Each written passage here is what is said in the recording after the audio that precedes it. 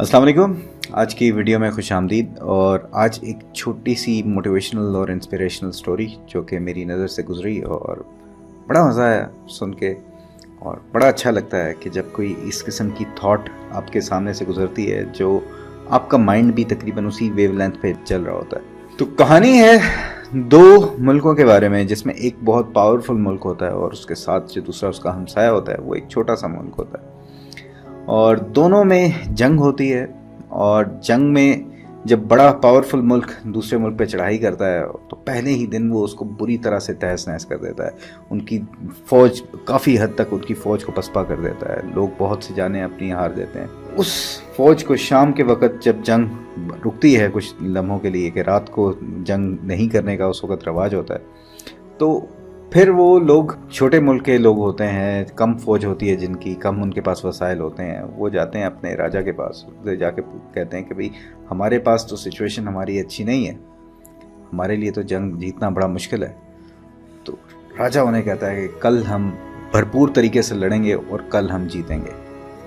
सारे लोग परेशान हो जाते हैं, खुश भी होते हैं कि राजा इतना पॉजिटिव है, उसे लग रहा है कोई बात तो है जो उसे पता है जो हमें नहीं पता।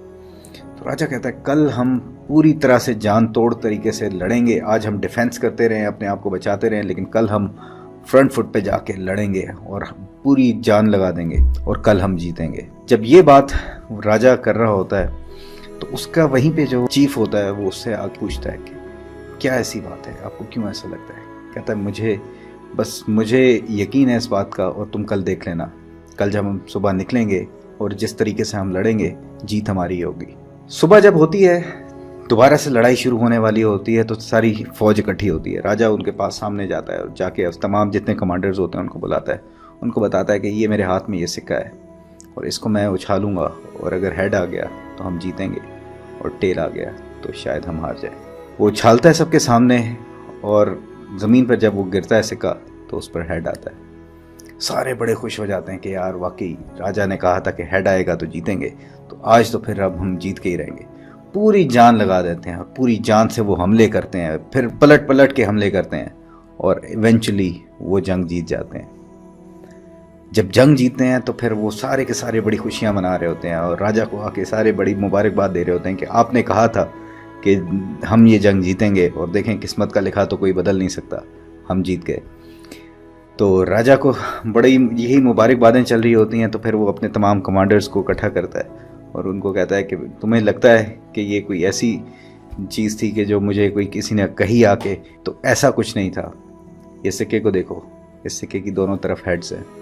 ये लाइफ में अगर आपको यकीन हो जाए ना, क्योंकि बाज़ औक़ात बहुत सी चीज़ों में हम आगे बढ़ते हुए रुक इस वजह से जाते हैं कि हम खुद ही डाउटफुल हो जाते हैं, हम खुद ही अब वो यकीन खो देते हैं कि यार नहीं, ये जो काम मैं कर रहा हूँ ये होगा या नहीं होगा। तो जब आप ऐसे डाउट्स में पड़ जाओगे ना, तो मुमकिन यही होता है कि वो काम शायद ना हो सके।